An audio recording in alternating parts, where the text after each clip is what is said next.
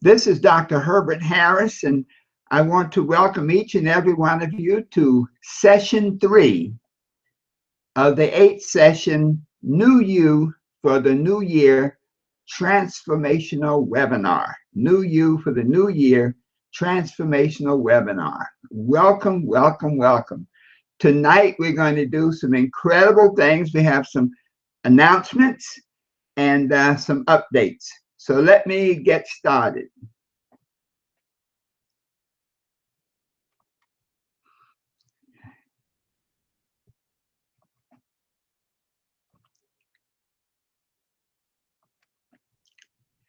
And as you know, this is Dr. Herbert Harris teaching one of our first segments, one of our first New You for the New Year webinars. And I want to thank each and every one of you for being on the call, because someday really soon, many of you are going to be teaching these same webinars.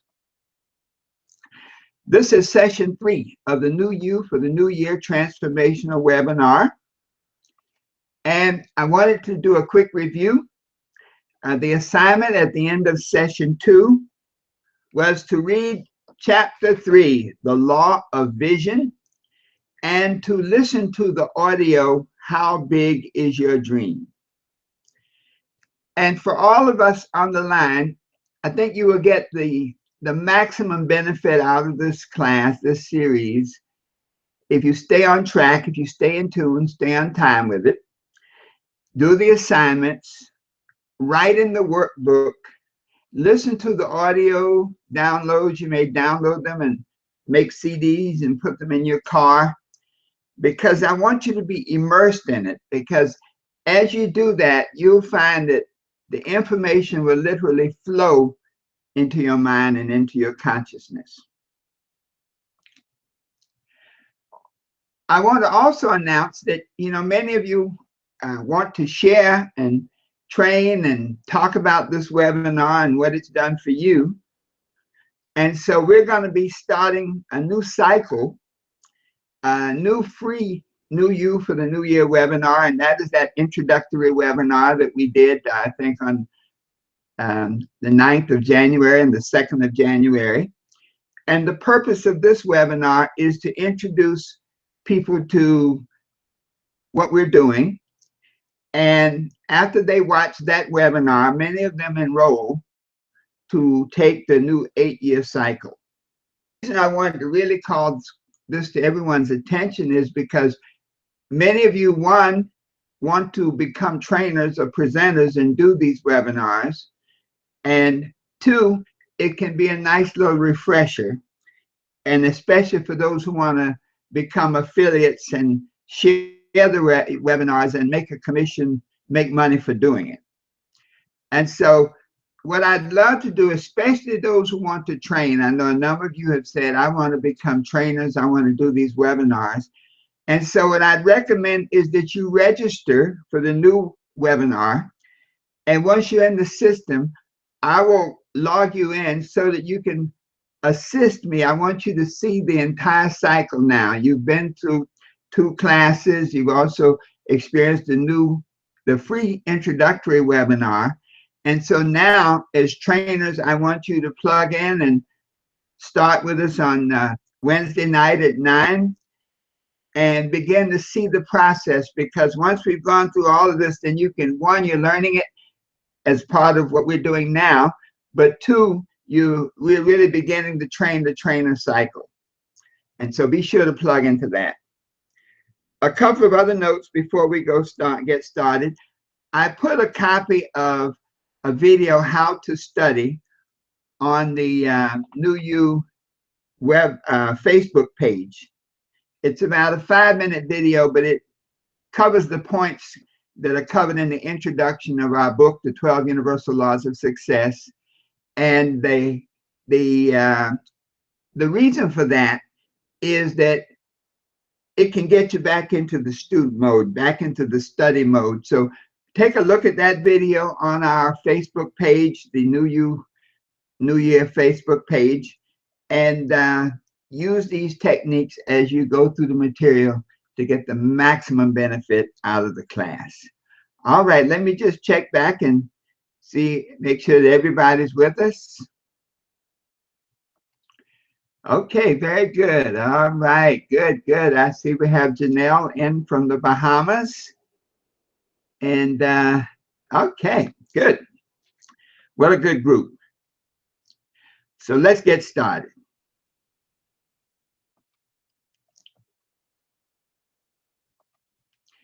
So session 3 is how big is your dream? And really the objective of this session is to use the third law of success, the law of vision, and couple that vision, you might say, on the big side is really about imagination. So vision really has 3 aspects to it. It's what you really want to do, the vision part. Also, there's a purpose part, because as you begin to get into your vision of what you want to be, do, and have, especially when you look at your long-term vision, your purpose, your life purpose begins to reveal itself. And then we're going to talk about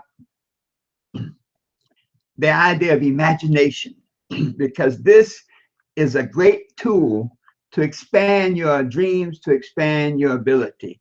I often tell the story of, as a network marketer, I have a coach, and my coach asked me once, what was my 5-year goal?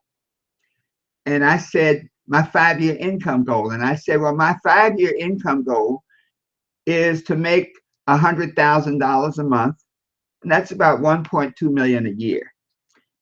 And he smiled and he said, why so little? I was really surprised.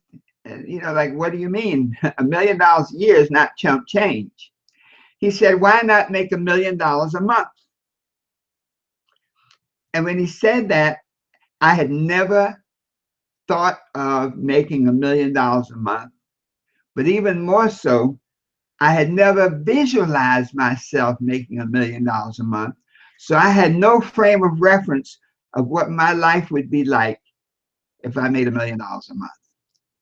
And so the purpose of this session is to get us all out of our comfort zone, out of our, let's say, our reality zone, the reality that we have permitted to be created for ourselves, and see if we can dream bigger, see if we can see further, see if we can see so far that we really identify our purpose and reason for being. So the third universal law of success is the universal law of vision. And it can be stated in a very simple fashion: where there is no vision, the people perish. And putting it in the personal, where you have no vision, you fail. And putting it in the absolute personal, where I have no vision, I fail. And so that is really what we're talking about. This is the foundation for where we want to go, what we want to do. And if we're going to make the new year our year for outrageous success, then we have to see a vision that's consistent with outrageous success. So when you have no vision of where you want to go with your life, you will most likely be unhappy and fail to achieve a better life. I don't like, I'll call them negative prognostications, but you know, you might look at gravity as a negative prognostication, that when you jump out of the window, why do you have to fall? Because that's the law of gravity. In the science of success, these laws are spiritual laws and are just as absolute. There are exceptions, okay? But generally, you want to harmonize with the spiritual laws of success, and that then increases your ability and chance to succeed.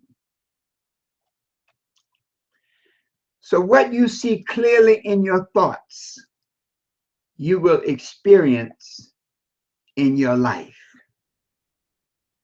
I believe in daydreaming. I believe in visualizing. I believe in trying to see yourself exactly the way you want your life to be. So this universal law of vision has really two aspects. One is specificity, and the other is imagination. Now, when we think of specificity, the idea is that you have to be completely specific about your vision. You have to write your vision, make it plain. There's a scripture, and this is not a religious class, but it says, write the vision and make it plain upon tablets, that he may run that readeth it. In other words, before you can have a plan of action, you must have a written vision. Your vision must be specific. You have to write it down clearly in great detail. It's only then that you can write and execute a plan to realize your vision. You have to have faith and know with assurance that your vision will be realized at the proper time. It will surely come to pass. In other words, the law of vision says when you write the vision and make it plain and make a plan, then that vision will be realized. It may not be realized in accordance with your time, but it will be realized in accordance with its time. The idea of specificity, a simple statement, it says it's far easier to hit a target that you can see than to hit a target that you cannot see. And so if you don't have a vision for your life, for what success means to you, for what outrageous success means to you, then you don't have a target. And with no target, chances are you won't hit it. You know, when you hit the lottery, it's like hitting the target without knowing it was there. So let's look at this.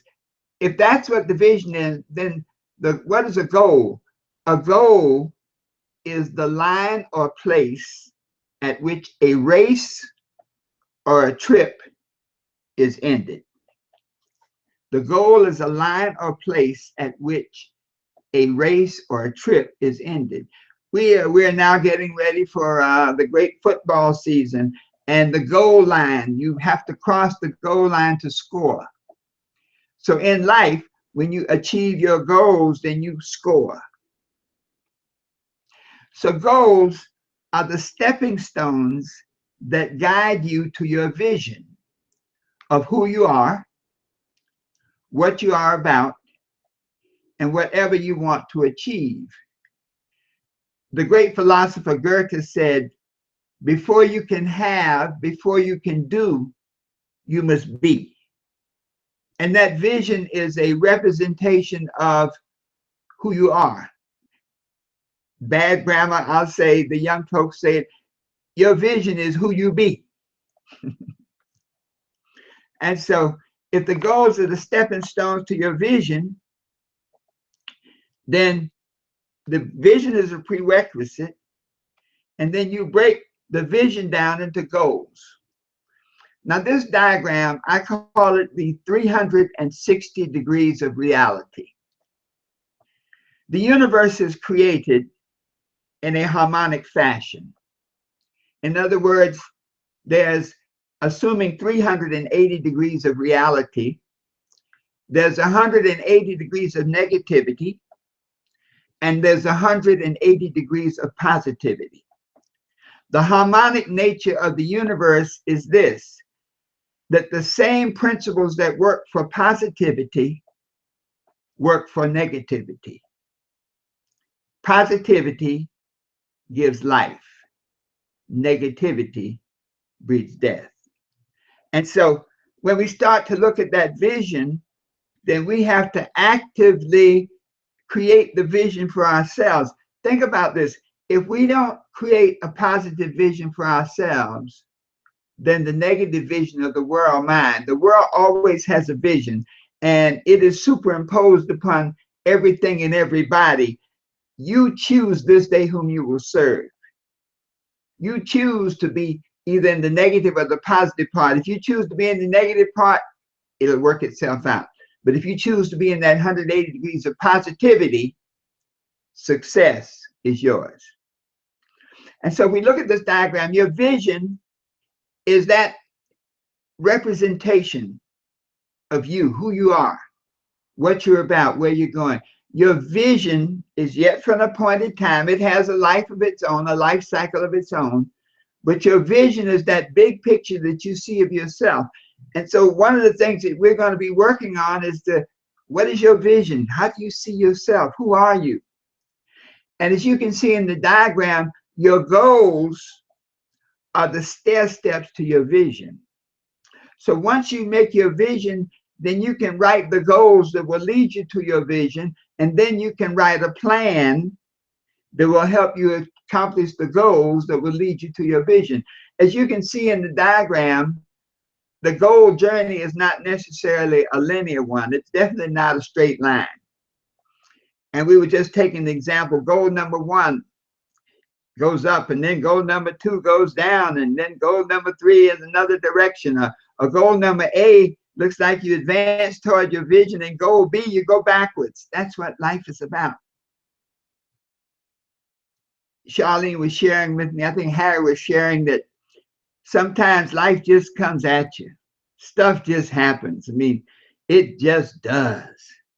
And so when things happen, they can make you have to adjust your goals, but you always keep sight of your vision. And so when we look at this diagram, one of the things that we see is this. Focus, which is going to be one of our topics, is when you see only your vision. If you look at the lines from the center of the circle to the top and the bottom of the vision, that is like your focus area. And so if you can do everything in that focus area, and that's the power of focus. When you stay focused on your vision, then your goals begin to line up almost in a straight line, and you proceed to your vision with diligence and with energy. So your goal is that objective, that end that you desire to accomplish. And when you string your goals together, they lead you to your vision. Goals give opportunities to build your self-confidence. One of the beautiful things about goals is that each time you accomplish a goal, and I'm a believer, there's a saying that how do you eat an elephant? And the answer is bite by bite. And so how do you build a dream? How do you realize your vision? Day by day. And so your goals, each time you accomplish a goal, it really builds your self-confidence because it says, I can do it. Sometimes we set ourselves up with improper goals, and we'll talk about that. But the goals can provide powerful self-confidence. I rather accomplish small goals and get into the habit of accomplishment than go for something big and fail. You see, you can build your way up.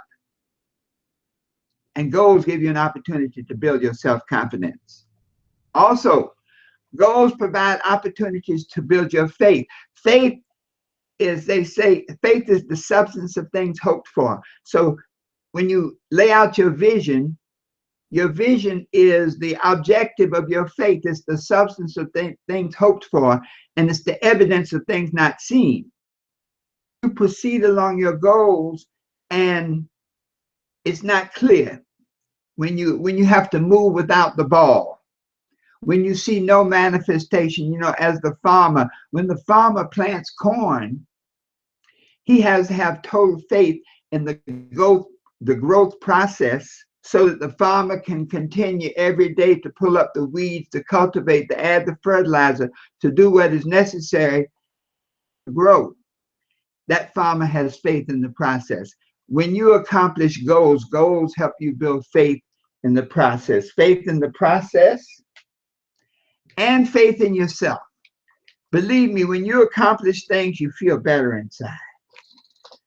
You feel like, man, I can do that. Sometimes you even surprise yourself. Many times when we've had a some negative energy in our background. When we follow the process and we get results, we are sometimes a little surprised. But it's okay, because that lets you know that you can do it. So when we look at that, there are basically three types of goals. We have the immediate goals, the intermediate goals, and your long-range goals.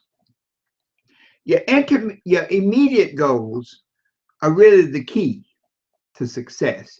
Your immediate goals are basically goals that you can do in one or two activities, and it takes anywhere from 1 day, 1 hour, up to about 90 days for immediate goals.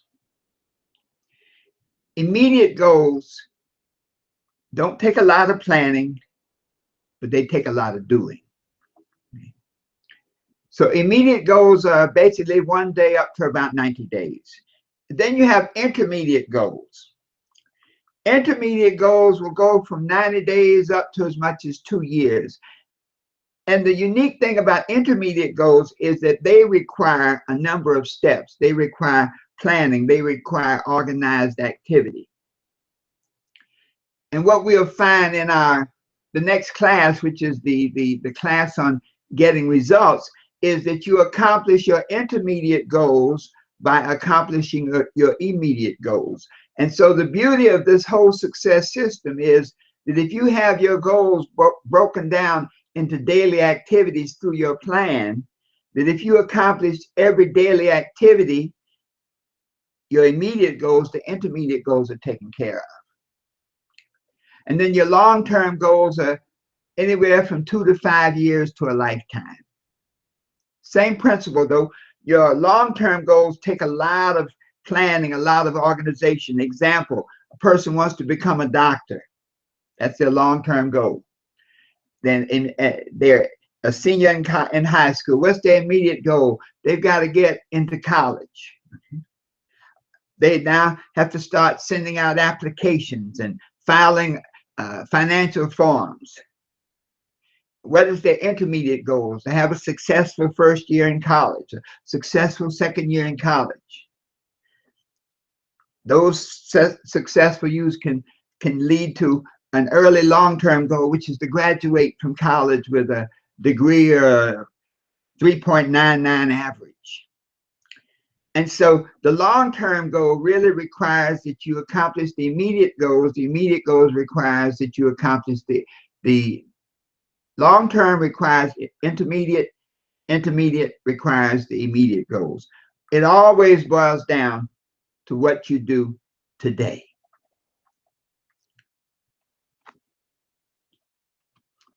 So now, what is the first step? The first step towards realizing your vision is to write it down clearly and in great detail.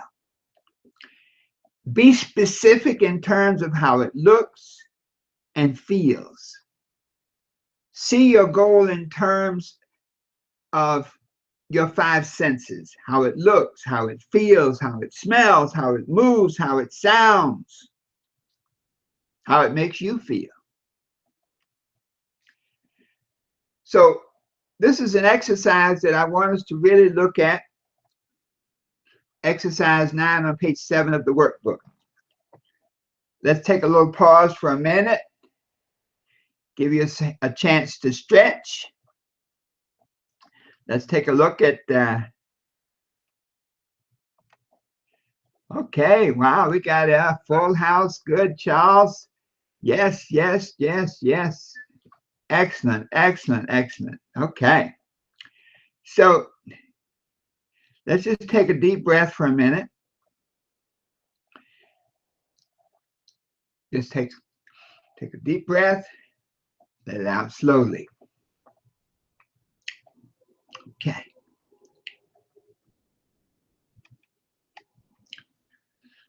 Exercise 9 on page 17 of your workbook.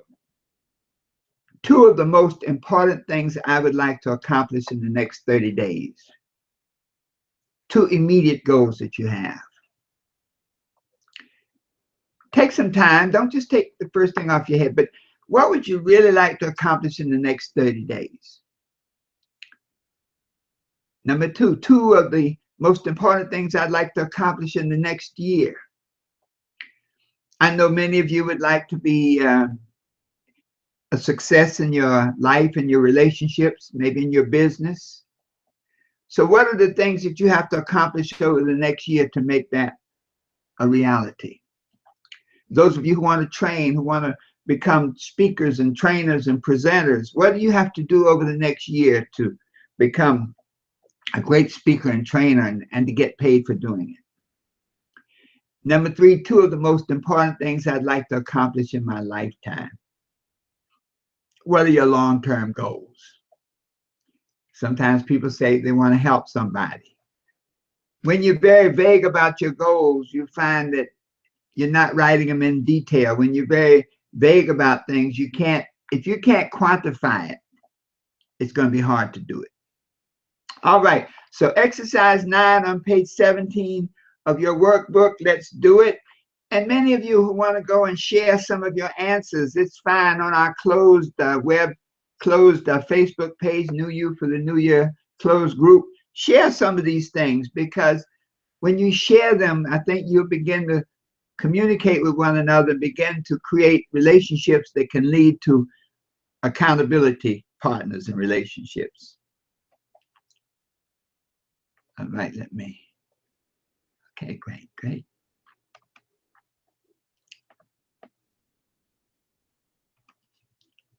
So now, what are 6 qualities every goal should have? Once we understand how to write a goal, how to put it in perspective, then we greatly increase and improve our chances for accomplishing them. So 6 qualities every goal should have. Number 1, it should be written, committed to, and shared. Writing your goals helps you crystallize exactly what you want to accomplish. Write each goal in 1 or 2 sentences. If it takes an entire page to write your goal, chances are you will not be able to attain it. A short, simple, concise goal statement is easier to think about, to remember, and most of all, to act on. Once you've written that goal statement, read it aloud at least 3 times a day. I recommend that you prepare a goal card and keep that card in, maybe an index card, keep it in your pocket. So 2 or 3 times a day, at least, you can take it out and read it. I have my goal card right here looking at me. Think about it constantly. So remember this, read it, think about it. Earl Nightingale says, we become what we think about most of the time. So read about it, think about it, be committed to accomplishing it. Make a binding agreement with yourself that no one and nothing will stop you from attaining your goal. It's that agreement that will protect you from distractions. It's that agreement that forces you to cut the waves in the water. If you're a ship, sailboat on the sea of life, it's that agreement, that commitment that gives you direction. Give your time, your expertise, your resources. Share your goal with someone special. Now, this is touchy, folks. When you share your goal, make sure you're sharing with someone who understands it, who believes in what you're doing. Stay away from people who are critical. Stay away from people who will discourage you.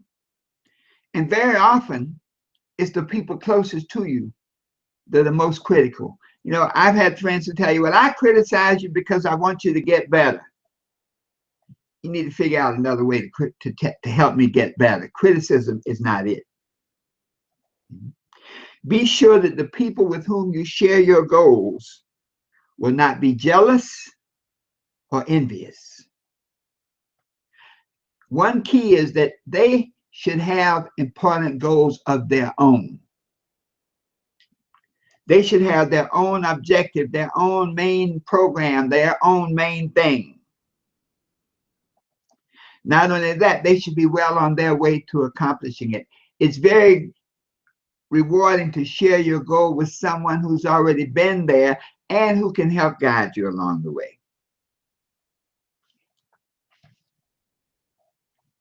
Number 2, your goal should be realistic and attainable. One of the easiest ways to set yourself up for failure is to select improper goals. No goal is impossible, but it may be unrealistic at that particular point, at your particular state of development or at a particular time. Make sure that your goals are realistic and attainable for you based on where you are right now. Doesn't mean you can't do it. It's just that you can't do it right now. You know, I'm sure that when Roger Bannister wanted to run the 4-minute mile, he realized that he couldn't do it just because he made up his mind to do it. But it required almost a year of practice, of training. Number 3, your goal should be flexible and reflect change. You know, your goal is really a statement and a projection of your vision. In other words, you have your vision and your goals are the statement of these steps along the way to achieve your vision.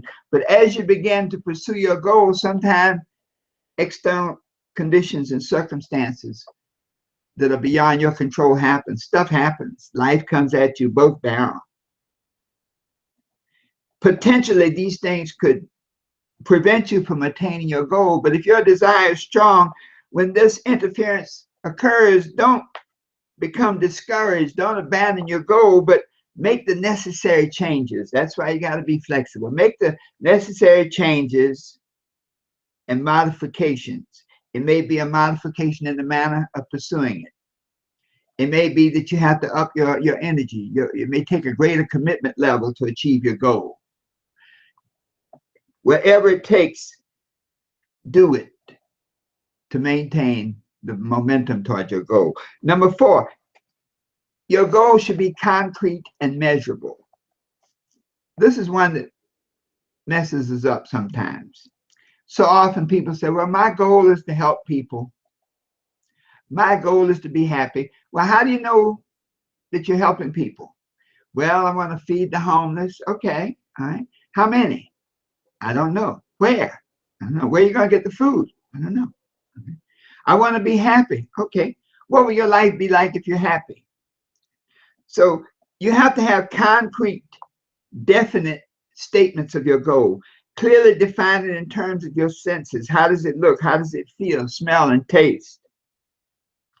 See your goal in terms of size and color and location. How does it move? As a young man, I've always been a car person. And boy, when I wanted a car, I looked at it every day in every way. I could see myself sitting in it. If your goal is not concrete and clearly defined, you probably won't be able to attain it because your goal is the outcome desired as a result of your organized efforts. If the outcome is unclear, then the energy and the activities necessary to accomplish that goal will be unclear. You won't be able to quantify to say how much time you have to put in, how much money you're going to need, who you're going to need to help. Your goal must be measurable so that you have a standard by which to analyze and estimate completion. If you can't measure it, then how do you know you're there? So it has to be measurable because then you can adjust your energy, you can adjust your resources, you can adjust your relationships to make it happen. 5th, your goal should be extended to cover certain time periods. See, time is the great equalizer. You must set a definite time in which to accomplish your goals, because if you don't set a definite time, then you can't adjust your actions. You can't determine how much energy to put forth. A definite time period gives you a standard by which to measure and regulate your performance. Make sure to establish a proper time now based on the season, the cycle of that which you're seeking. If your goal is to play in the Super Bowl and you're the greatest football player coming out of college, you cannot play in the Super Bowl in July. You have to play in the Super Bowl when the Super Bowl is played. And so the time constraint, the time period gives you the way to maximize your gift. All of us have the same number of hours in our day. So when we set a time period on our goals, it gives you a means by which to examine your performance and project your completion. And then finally, number 6, your goal must be set in advance. Your goal is a destination, a desired outcome. If it's not set in advance, then you can't make plans. You can't take effective steps. Set your goal in advance, and anywhere you end up is fine. Can you imagine going into the bus station and saying, I want to buy a ticket? Guy says, where to? Don't know. Well, the guy, it's interesting. The clerk is going to start to quantify it. He's going to say, how much money do you have? Because at least if he has that quantifying quality, he can say, well, you can go to New York, but you certainly can't get a bus to California for that amount of money. When you set your goals in advance, you give yourself a particular orientation to your life, and that can help you bring focus and energy to your thoughts. See, if you don't set it in advance, you really don't have the platform to have focus. All right, 6 qualities every goal should have. Let's take a little break. Stretch your hands. Take a deep breath. All right, let's see. Any comments I need to pick up on? Let's see. Okay, good. Okay, excellent. Well, you all are a great group. I tell you, stay right on top of it. All right, take that deep breath and let's get rolling.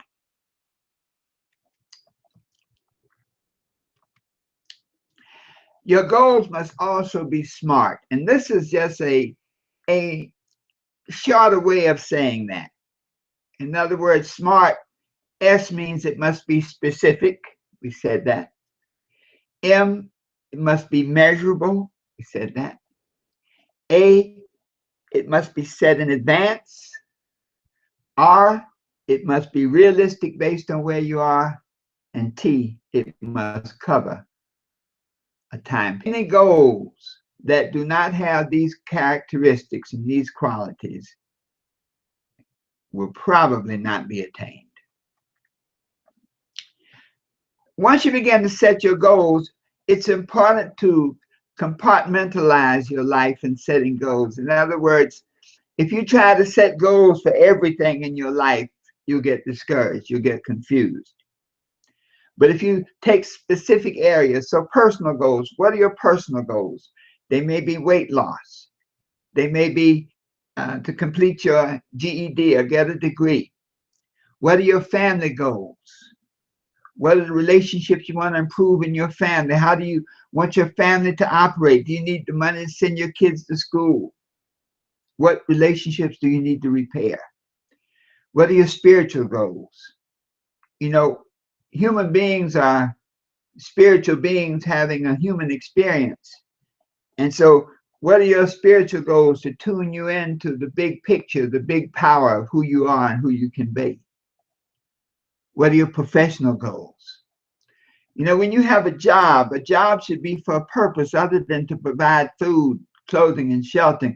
A job should be preparing you for something bigger. Otherwise, one day, your place on that job may be expendable. What about community goals? We live in a community. What do you have to do to make your neighborhood better? To make it a safe place? Your financial goals. Are you planning for your retirement? Do you have some backup money? Are you living hand to mouth? Do you have more money at the end, more month at the end of the money. These are goal areas that you can attack principles to help you do what you want to do, be what you want to be, and have what you want to have. So let's look at some categories of goals. Very interesting. Goals have such power. We have what are called goals and continuity, and that's really what we're working on. Goals and continuity are goals that are logical extensions of your present condition or situation, enhanced by reasonable improvement. So a goal in continuity might be, for example, to complete high school, to complete college, to get accepted in medical school, to do well, to complete medical school. In other words, these are goals that follow a path, one step after the other, logical path. Building your business, you may find a business, learn the skills, learn how to market, learn how to overcome the objections, how to train, how to develop, how to expand. The other category of goals are goals in opposition. And these are goals that represent a complete change in your current condition or situation. Sometimes life situation where you need to change everything, everybody, every thought, every emotion. So goals in opposition represent situations where you need to make a pattern interrupt. Tony Robbins calls it a pattern interrupt, where you need to stop doing whatever you're doing right now and do something different. Like smoking, you know, those who were smokers. I remember when I stopped smoking, I tried all these different programs, and then one day I just had to make up my mind and create a goal in opposition to stop going to bars, stop hanging out, stay home until I could get that nicotine out of my system. Sometimes the goal may be just to get out of a bad situation. So when you have a goal in opposition, it may mean, okay, let me hide away a little bit of money so that I can have the wherewithal to get myself out of here at the proper time. Let me build some relationships so when I leave this bad situation, I have somewhere to go.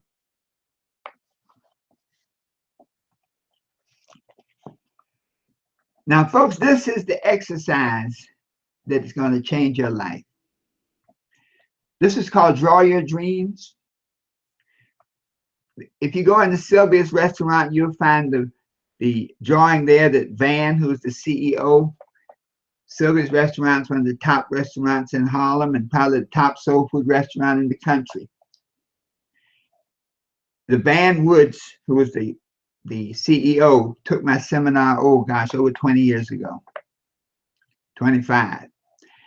And he drew the picture of what he wanted to see. He drew the restaurant, and in the picture, he showed the whole block, the restaurant, a nightclub, a sidewalk cafe, condominiums, and everything he drew came true.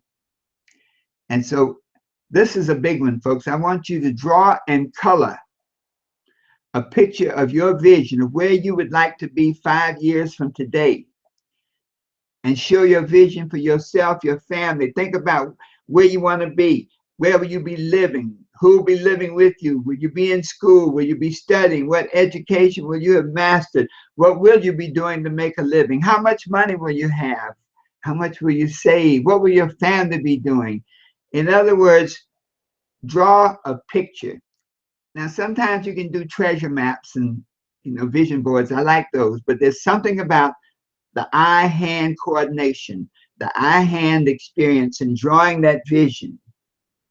There's something about putting your psychic energy into it. Don't worry about what it looks like, but just worry about doing it, and do it to your satisfaction. And what I'm going to have you do, once you do it, I'm going to have you scan it and send it in so that we can share some of them. Because a part of it is to share when we do our next session, by the way, our next group session, which is 2 weeks from this Friday, from next Wednesday, Wednesday after next. We'll get the date. But that's something I want you to share and to send it in. We're going to talk about it then, but I don't want you to take that long to do it. I'd like to really have you do it before the next class. But this is a big one, folks, to draw the pictures of the life you want to live. All right. So once you begin to accomplish your vision, then your purpose, we were put here for a reason. Your purpose is what you want your life to represent, the reason you were created. In the French, they say your raison d'etre, the reason to be. Once we recognize that the creator, by whatever name, does not make any junk, does not make anything that's expendable. Everything that was created for a purpose.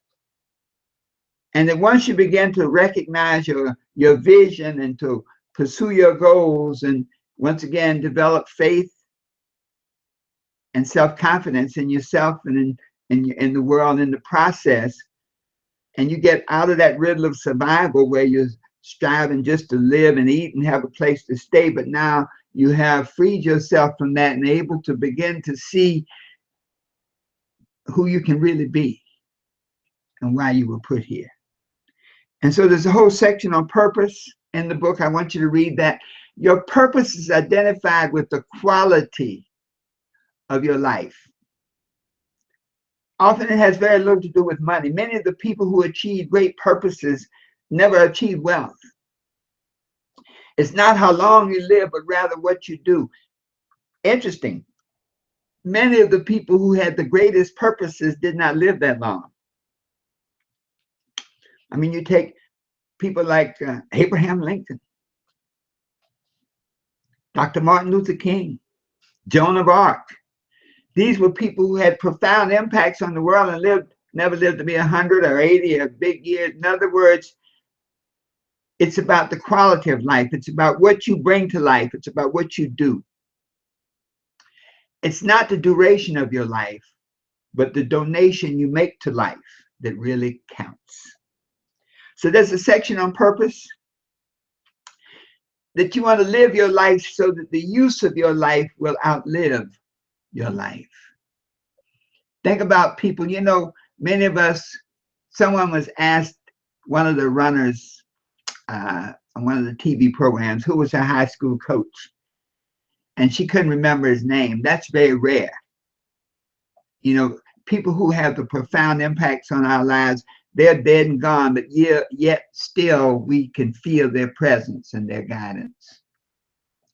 And so purpose is about living your life so that the use of your life will outlive your life. I was interviewing a lady once, and she was kind of downplaying herself, and she says, I'm only a housewife, I'm only a mom. And she went through one of our seminars actually, and at the end she said, you know what? I'm the very best mom in the world. And she said, you know what my role is? My role is to create good children. To create children who have values, who have habits, who go out and change the world. That's my job, and I'll do it well. Your purpose is personal. It's for you. Nobody else. You figure it out. It comes to you.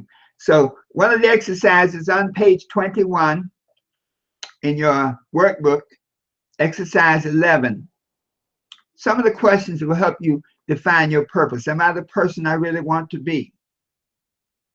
Am I living a meaningful life? What can I do to realize a meaningful life? What am I doing to make my dreams and visions come true? What important contributions do I have to make to the world? What do I want my life to stand for?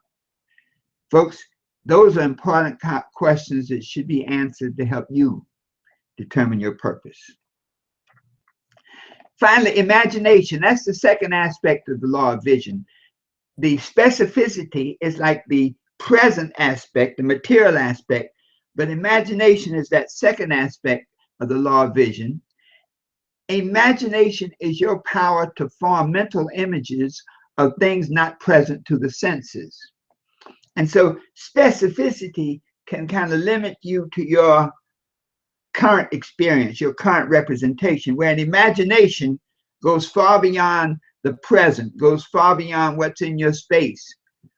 But it's a way to create mental images of things you've even never seen. Albert Einstein, one of the greatest minds of all time, said that imagination is more powerful than knowledge. For knowledge is limited, whereas imagination embraces the whole world, stimulating progress, giving birth to evolution. So your imagination is the connecting link between your own human consciousness and the universal consciousness. You see, because we were created in an orderly universe, each of us has a connection to that universe and to the infinite knowledge and wisdom that always exists. Imagination is the way to connect. Through your imagination, the formless energy of the universal mind becomes the formed universe in your own mind, and thus your life experience. Albert Einstein and the great physicists of that era developed a formula. E, energy, equals mc squared. Energy equals mass times the speed of light squared. And what it showed was that there was a relationship between matter and energy, between the visible matter and the invisible energy. And not only was there a relationship, it was according to law. Well, our imagination operates in that same fashion. We have the ability to plug in to the universal knowledge and to see things we've never seen before, only by seeking to do so. Our imagination is used to see beyond the appearances of your present situation. Sometimes we can get so bogged down in the present, in the stuff going on in the rearview mirror, that we don't see the possibilities of who you really are and what you can become. There are two types of imagination. There's synthetic imagination and there's creative imagination. You see, synthetic imagination, it works kind of like from what is. Synthetic imagination takes existing concepts, ideas, and plans and arranges them into new combinations. It's like having a house and you rearrange the furniture, you paint the walls, you bring in new furniture, you get it. Basically, synthetic imagination operates with what is. It operates through education and observation. A genius will use synthetic imagination to create something totally new. Creative imagination, though, your mind, through creative imagination, your mind has a direct communication and contact with the universal intelligence. You see, creative imagination is not bound by the limitations of reality. It is a means to create your own reality. Sometimes it's a sixth sense. Sometimes it's a hunch. Sometimes it's an inspiration. Those of us who write music, you ever wonder, where does the song come from? Sometimes when I read the 12 Universal Laws of Success, I said, I don't remember writing that. I don't even remember thinking that. But I was in the flow, the creative flow between infinite knowledge and reality created. How do you develop your creative imagination? Number one, stimulate your mind by reading. And that's why I wanted us to see that how to study part. See, reading is a process by which great minds are developed. Develop a daily reading habit. Practice, number two, practice your imagination skills. Imagination is a skill to be developed and mastered just like anything else. Every form and shape originated in imagination, somebody's imagination. It is through the imagination that the formless takes form. So to develop your imagination on a daily basis, I meditate every day. On a daily basis, put yourself in a rest state. Find a place to sit quietly, close your eyes. Focus on your breathing in the beginning and relax. And begin to visualize familiar objects, your family, your house, your car. And then begin to see beyond those things. Let your mind just wander until you can see things that you never saw before. Number three, have your goals and purpose clearly in your mind. When you begin to develop mental images of the goals you wish to accomplish and a general idea of what your life purpose is, when you write these goals in the simplest fashion, something happens. That when you begin to read them over, to analyze them, organize them, somehow it begins to translate into automatic action. The fact that we are goal-seeking beings, that the moment you have your goals and purpose clearly in your mind and keep reiterating and keep thinking about it, it starts to create a process to make them happen. Develop your powers of concentration. Concentration is a learned skill. One thing I fear with young people when they say, I'm bored. In other words, they don't know how to marshal their mental powers to entertain themselves.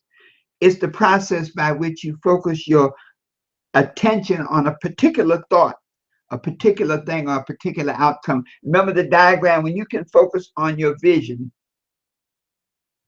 then you create a harmonic relationship with it, which then magnifies your powers. Your powers of concentration come from your willpower and your self-discipline, your deep desire. So when you really want something and you stay focused on its attainment and focused on how your life is going to be, when you achieve it, it cannot fail to come to pass. Number 5, always control your moods and emotions. Your moods and your emotions are vehicles, can be vehicles of the saboteur, that negative part of us. You see, our moods and emotions sometimes work in complete opposite vibrations to our thoughts and our desires and our goals. And so these moods and emotions can create distractions and discouragement and distrust, doubt, indecision, and worst of all, procrastination. Creative imagination is enhanced by creative thinking. So practice at it, work at it, it can be done. So 3 steps to increase your creativity, your ability to think in a more creative fashion. Number 1, believe it can be done. Before anything can be accomplished, you must first believe it can be done. Whatever the mind can conceive and believe it can achieve. Number 2, eliminate the word impossible from your vocabulary and from your thinking. Only success, only whatever it is that you want. There's no such thing as impossible. And then finally, number 3, always be receptive to new ideas. Don't just hear new ideas, but listen to them. Pay attention. Let them come into your mind. It doesn't even matter who said it. Sometimes our ego will have us reject ideas because of whose mouth these ideas came from. But let them flow in, analyze them, and focus on them and see how they can work and how they can benefit you and the world. So the law of vision requires that you have a crystal clear picture in your mind of what you want to be, do, and have. When this picture, your vision, is fully internalized through your senses, it manifests in your life experience. By writing your vision clearly and in great detail, you can analyze it, dissect it, and break it down into identifiable goals. Wow. Folks, if you can see it, you can be it. So let's get our assignment. This completes the training. 1, I want us, especially those who want to teach webinars and share webinars and market webinars, I want you to plug into the New Year training webinar at newyourforthenewyear.com/home. I'll be sure to put it on our website, on our Facebook page. Complete exercise 9 on page 17 of the workbook. Exercise 10, draw your vision, on page 19. Exercise 11, how to develop your purpose, on page 21. And read chapter 7 for next week, the law of action. So just upcoming events. Next class will be on February 6th, next Monday, and our topic will be getting things done. Our group mastermind session, we had one on the 25th. The next one will be on Wednesday, February 8th. And here we'll make sure to have everybody working and competent on Zoom so we can have a great mastermind interaction. We had some little tidbits and we got it done. But remember this, whenever there's a challenge, check your Facebook page because we'll use that to communicate immediate issues. And then finally, our last mastermind group on the 22nd. So don't forget our closed New Year for the New Year Facebook page, and you can find it at www.newyouin2017team.com. Check that page for important updates, especially before training sessions and group sessions. And be sure to share your experiences and your feedback on this closed Facebook page. Wow, this has been Dr. Herbert Harris. This completes session 3 of the 8-session New You for the New Year transformational webinar. Love to have you go to your to the Facebook page and write some of your comments. Let the world know that this program is changing your life and helping you get where you want to be, do what you want to do, and most of all, helping you become the person you would like to be.